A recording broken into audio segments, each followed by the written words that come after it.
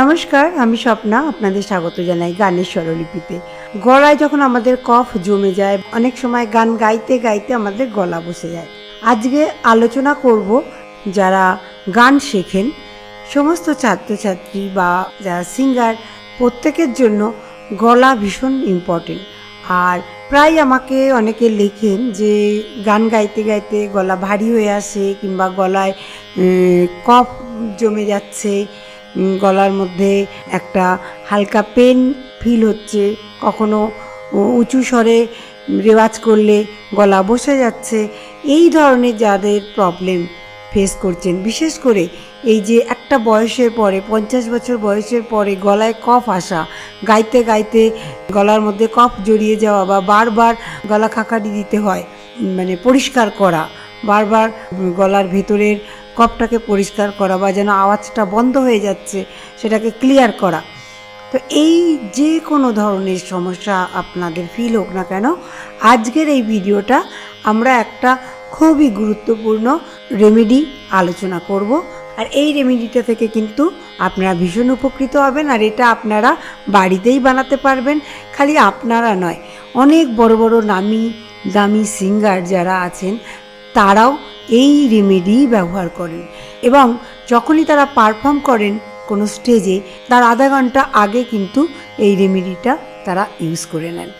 তাহলে তাতে কি হয়, যখনই আপনার কোনো প্রোগ্রাম থাকবে বা আপনি গাইবেন, গাইতে বসবেন, রেয়াজ করবেন, ঠিক আধা ঘন্টা বা 45 মিনিট আগে যদি এই রেমেডিটা বানিয়ে একবার পান করতে পারেন, তাহলে কিন্তু আপনি আপনার গলায় একদম জাদুর মতো পরিষ্কার গলা পাবেন, এবং মানে অদ্ভুত ধরনের উপকার আপনি ফিল করবেন। গলায় কফ জমে যাচ্ছে, গান গাইতে গেলে গলা বসে যাচ্ছে, তাহলে আজকের ভিডিওটা আপনার জন্য খুবই গুরুত্বপূর্ণ। নমস্কার, আমি স্বপ্না, আর আপনারা দেখছেন গানের স্বরলিপি। আজ আমরা জানব কৃষ্ণ তুলসী, যাকে আমরা শ্যামা তুলসীও বলে থাকি, আর নারায়ণ তুলসী মানে রাম তুলসীও বলে থাকি। তাহলে এই দুটো তুলসীর মধ্যে কি পার্থক্য আছে? কোন তুলসীটা আমাদের গলার জন্য সব থেকে বেশি উপকার, একদম জাদুর মতো কাজ করে? কৃষ্ণ তুলসী আর নারায়ণ তুলসী, এদের মধ্যে গলার জন্য কোনটা বেশি উপকার? যারা গান বা এই ধরনের সমস্যায় ভুগছেন, কিভাবে ব্যবহার করবেন? বা বড় বড় সিঙ্গার যারা নিয়মিত পারফর্ম করেন, তারাও কিন্তু এই রেমেডিটা ইউজ করেন। এই কিভাবে আপনারা রেমেডিটা বানাবেন সেটাও বলবো, আর কতটুকু পান করতে হবে, কবার পান করতে হবে, সব ডিটেলস নিয়ে আপনাদের সাথে আজকে আমি আলোচনা করব। তাই খুবই ছোট ভিডিও, মনোযোগ সহকারে এই ভিডিওটাকে দেখুন আর নিয়মিত ফলো করুন। আপনি বেশ কিছুদিনের মধ্যে, কয়েকদিনের মধ্যেই কিন্তু আপনি নিজেই রেজাল্ট পাবেন।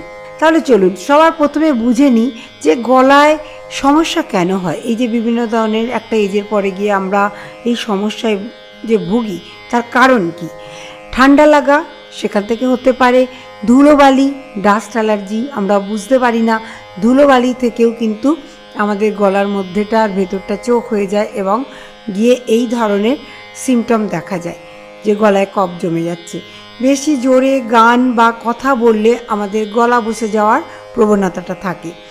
শরীরে ইমিউনিটি কম হয়ে গেলে, একটা এজের পরে আমাদের শরীরে ইমিউনিটি কম হতে থাকে। তাই আমরা যদি প্রপার কেয়ার না করি আমাদের শরীরের বা আমাদের গলার, তাহলে কিন্তু এই ধরনের সমস্যায় আপনাকে পড়তে হবে। আর যদি এই ধরনের সমস্যায় আপনি পড়ছেন, তাহলে কি করে নিজের মধ্যে ইমিউনিটিকে ডেভেলপ করবেন, আর কি করে চট করে এই সমস্যা থেকে বাইরে আসবেন, আজকের আলোচ্য বিষয় সেইটাই। এই সব কারণে, এই যে ঠান্ডা লাগা, ধুলোবালি বা বেশি জোরে কথা বলা, শরীরে ইমিউনিটি কম হয়ে যাওয়া, এই সব কারণে গলায় আমাদের মিউকাস জমে যায়, ফলে গলা ভারী হয়ে যায়, সুর ঠিক মতো বের হয় না।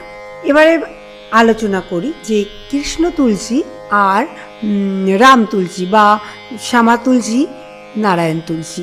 তাহলে এর মধ্যে কৃষ্ণ তুলসী উপকারী কেন? কারণ কৃষ্ণ তুলসীর পাতা একটু গাঢ় সবুজ বা বেগুনি রঙের হয়। এতে মেডিসিনাল প্রপার্টিস অনেক বেশি শক্তিশালী। কফ দ্রুত কমায়, গলার ইনফেকশন দূর করে, গলা পরিষ্কার করে, ভয়েস ওপেন করে। সিঙ্গারদের জন্য এটা বেস্ট। যারা হাই নোট নিতে পারেন না বা গলা বসে যায় তাদের জন্য কৃষ্ণ তুলসী খুব এফেক্টিভ। এবারে আসি নারায়ণ তুলসীতে। নারায়ণ তুলসী কোথায় ভালো? নারায়ণ তুলসী আমরা কখন ব্যবহার করব? নারায়ণ তুলসীর পাতা হালকা সবুজ হয়, ইমিউনিটি বাড়ায়, হালকা কাশি বা ইরিটেশন গলার মধ্যে যদি থাকে সেগুলো কমায়, ডেলি ইউজের জন্য ভালো। স্পেশালি ছোট বাচ্চাদের জন্য আমরা এই রাম তুলসী, মানে যেটাকে আমরা নারায়ণ তুলসীও বলে থাকি, এটা সাধারণত মধুর সাথে এই তুলসীর একটু রস মিশিয়ে ব্যবহার করে থাকি আমাদের ঘরোয়া টোটকা হিসাবে। কিন্তু যদি গলায় বেশি কফ জমে তাহলে এটা স্লো কাজ করে। কিন্তু যদি গলায় বেশি কফ জমে, আপনার গাইতে অসুবিধা হয়, তাহলে কিন্তু অবশ্যই আমরা কৃষ্ণ তুলসী ব্যবহার করব। কারণ গলার জন্য নারায়ণ তুলসী আর কৃষ্ণ তুলসী দুটোর মধ্যে নারায়ণ তুলসীর অনুপাতে কৃষ্ণ তুলসী অনেক তাড়াতাড়ি আমাদের গলায় এফেক্ট করে আর একদম জাদুর মতো কাজ করে। সেই কারণে যে কোনো বড় বড় সিঙ্গাররা তারা কিন্তু এই কৃষ্ণ তুলসী পাতা দিয়ে আর কিছু সামগ্রী তার মধ্যে আমরা ব্যবহার করব, সেটা বলবো আপনাদেরকে, তাই দিয়ে চায়ের মতো তৈরি করে তারা এটাকে একটা মেডিসিন হিসাবে ব্যবহার করে থাকেন। তাহলে চলুন এবারে আমরা জানবো যে কিভাবে সিঙ্গারদের জন্য সবচেয়ে পাওয়ারফুল রেমেডি। তাহলে আমাদের কি কি লাগবে? 5 থেকে 7টি কৃষ্ণ তুলসীর পাতা নেব, অল্প আদা, হাফ ইঞ্চি আদা, যেটাকে আমরা কুটে নেব বা হামানদিস্তাতে একটুখানি থেঁতে নিতে হবে, সঙ্গে 2 থেকে 4টে কালো মরিচ, এটাও একটুখানি কুটে নিতে হবে, আর নিতে হবে 1 চামচ মধু। প্রথমে 1.5 কাপ জল নিন, সেটাকে তার মধ্যে আদা আর এই গোলমরিচটাকে একটু থেঁতো করে দিয়ে গ্যাসে পাত্রটা ঢাকা দিয়ে বসিয়ে দিন। সেটা জলটা যখন প্রায় 1 কাপ মতো হয়ে আসবে তখন কিন্তু আপনাকে এই 5টা থেকে 7টা যে কৃষ্ণ তুলসী আপনি ধুয়ে রাখছেন সেটাকে তার মধ্যে দিয়ে দিতে হবে। দিয়ে আপনাকে 1-2 মিনিট সিম করে ফুটিয়ে ওটাকে চাপা দিয়ে রাখবেন। তুলসী পাতাটা দিয়ে কিন্তু ফোটাবেন না খুব বেশি। যদি তুলসী পাতা দিয়ে খুব বেশি ফোটানো হয় তাহলে কিন্তু তার গুণ চলে যায়, এবং সেক্ষেত্রে আপনি দেবেন 1 চামচ মধু, কিংবা 1 টুকরো গুড়ও ব্যবহার করতে পারেন। গুড়ও আমাদের গলার মধ্যে যা কফ জমে সেই কফটাকে কিন্তু টেনে বাইরে নিয়ে আসে। তাই মধু কিংবা মধুর পরিবর্তে আপনি একটু গুড়ও ব্যবহার করতে পারেন। যদি গুড় ব্যবহার করছেন তাহলে অবশ্যই যখন আদা আর মরিচটা খানিকক্ষণ ফুটে যাবে তারপরে আপনাকে গুড়টা দিয়ে দিতে হবে। গুড়টা দিয়ে আরও আর খানিকক্ষণ ফুটিয়ে নিয়ে যখন দেখছেন 1 কাপ মতো হয়ে এসেছে তখন কৃষ্ণ তুলসীটা তার মধ্যে দিয়ে চাপা দিয়ে সেটাকে আপনাকে রেখে দিতে হবে। তারপরে সেটাকে আপনি ছেঁকে পান করুন। তাহলে প্রিপারেশনে আমরা বুঝে গেলাম। প্রথমে তুলসীর পাতা ভালো করে ধুয়ে নিতে হবে, 1 ইঞ্চি আদা, 4টি গোলমরিচ, আর এগুলো সব একসাথে মিশিয়ে, তুলসী পাতাটা আমরা প্রথমে মেশাবো না, এগুলো দিয়ে গিয়ে 1.5 কাপ জলের মধ্যে দিয়ে আমরা মিডিয়াম আঁচে এটাকে ফোটাতে থাকবো। খানিকক্ষণ ফুটে যাওয়ার পরে যদি আপনারা গুড় ব্যবহার করছেন তাহলে একটু আগে মিশিয়ে দিতে হবে, আর যদি হানি ব্যবহার করেন তাহলে কিন্তু হানিটা পরে মেশাবো। মানে এই 1 কাপের মতো জলটা যখন শুকিয়ে আসবে তখন আপনাকে তুলসী পাতাটা দিয়ে ঢাকা দিয়ে রেখে দিতে হবে 5 মিনিট মতো। তুলসী পাতাটা দিয়ে কিন্তু ফোটাবেন না, তাহলে তার গুণ চলে যায়। তাই তুলসী পাতার মধ্যে যা গুণ আছে সেইটা একদম ভালোভাবে জলের সাথে যখন মিশে যাচ্ছে তখন আপনাকে জলটা সেঁকে নিয়ে আপনি তার মধ্যে 1 চামচ মধু মিশিয়ে চায়ের মতো সিপ দিয়ে দিয়ে পান করুন।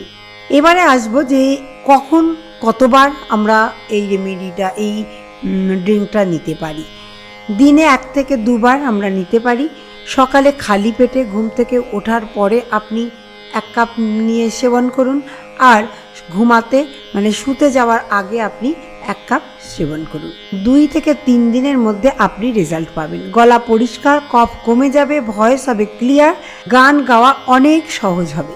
কিছু জিনিস অ্যাভয়েড করতে হবে যদি আপনি গান ভালোবাসেন। গান যেমন ঠান্ডা জল একদম খাবেন না, আইসক্রিম অ্যাভয়েড করুন, খুব জোরে কথা বা গান করবেন না। নিয়মিত হালকা রিয়াজ 15 থেকে 20 মিনিট অভ্যাস রাখুন।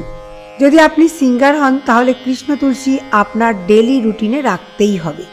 আর এছাড়াও যারা এই রেমেডিটা বানানোরও সময় পাচ্ছেন না, সেই ক্ষেত্রে বলবো প্রত্যেক দিন সকালবেলায় উঠে খালি পেটে 2টি কৃষ্ণ তুলসী ধুয়ে আর তার সাথে হাফ চামচ মধু দিয়ে পাতাটা খেয়ে ফেলুন, তাহলেও কিন্তু আপনি উপকার পাবেন। ভিডিওটি যদি ভালো লাগে তাহলে অবশ্যই লাইক করুন, শেয়ার করুন এবং সাবস্ক্রাইব করতে ভুলবেন না। ধন্যবাদ। আবার দেখা হবে পরের ভিডিওতে।